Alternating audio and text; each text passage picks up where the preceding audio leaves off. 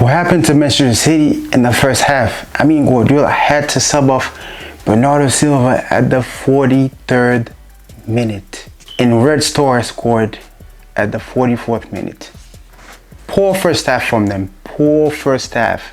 They were so wasteful. So wasteful. And the only word that could describe that Manchester City in the first half is complacency. They just won the Champions League last season. They just got complacent. Vincent Kompany said it. The biggest enemy of Manchester City is complacency. They showed it tonight. It was so many mistakes from pretty much everyone. But they actually created many chances. They just could not finish. They just made a lot of bad passes, a lot of mistakes. Even though they kept possession. I mean, when Red Star were leading 1-0, they only had like 22% of the possession. Man City had the most of it. And I know that pissed off Guardiola so much. He looked so angry, bro. And I know he definitely gave him that pep talk. That's why in the second half, they were much better. As soon as the second half started, within 2 minutes, they already equalized. Great assist from Haaland to Julian Alvarez. I mean, Julian Alvarez, the run he made all the way from the midfield, ran after he made the pass to Haaland and waited for the assist. That was unbelievable. And the finish was great also. Alvarez was probably Manchester City's best player along with Rodri. In the first half, Alvarez made a few mistakes. He could have scored a goal. He just made a few mistakes. But in the second half, he was much better. He scored 2 goals. He scored on a free kick. I mean, that free kick was great. But the goalie was just too naive. Fortunately for Julian Alvarez, it went in. Manchester City were leading 2-1. By then, they were much better.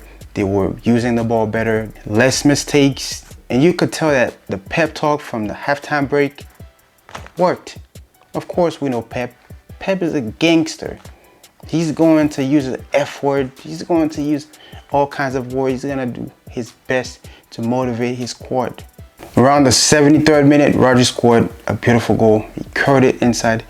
I mean, Rodri never scores a normal goal.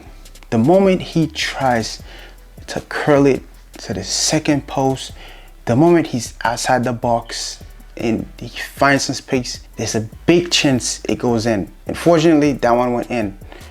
Beautiful goal, beautiful finish from him. Recently, he's been there, bro. He's been there. It's like he always shows up every time the team is struggling. And after that, the game was over. Red Star, at any time throughout the game, besides in the first half, I mean, it was already early. You thought they were like dangerous or they were going to beat City. The only thing is they defended in a low block, which made it hard for Manchester City players to find Erling Haaland. That team was not that good, honestly. But Alvarez in that new role has been showing great things. He's been showing great things. Today, he was great overall. It's going to be so hard for Pep to drop him. Foden hasn't been good the past 2 games. It's not like he's been bad, but he hasn't been his best. Compared to, he had 2 games, I don't remember against who. I think one of them was against Newcastle, where he was like so good as a number 10. Today he played as a winger. Pep playing Alvarez inside more just shows how much he's doing better than Foden at it. He's getting better and better. And now, like Pep said in his last interview, he's almost undroppable. If he keeps going like that and scoring, man, it's going to be crazy. But I don't think we should worry about Manchester City's performance today. They're going to make it to at least the semi-finals, if not win it. To me, the only team I think could challenge them this year is us, of course, Barcelona. Why not? Bayern, and if I don't know, I don't see anyone else. I don't know if Real Madrid can compete with them. I don't know. You tell me, but I feel like they are the favorites. They are the favorites. But you let me know in the comments. But I think if they had De Bruyne, it would have been so much better for the team. Today they started with Mateus, Nunes, in the midfield. This was probably his debut in the Champions League. Not a bad game for him. Doku and himself, not a bad game for him too. He dribbled a lot. This guy has a lot of fun when he's playing, bro.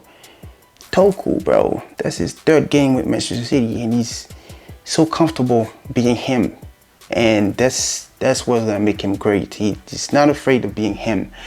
Yes, this way he turns, he does it so quick that he's very unique.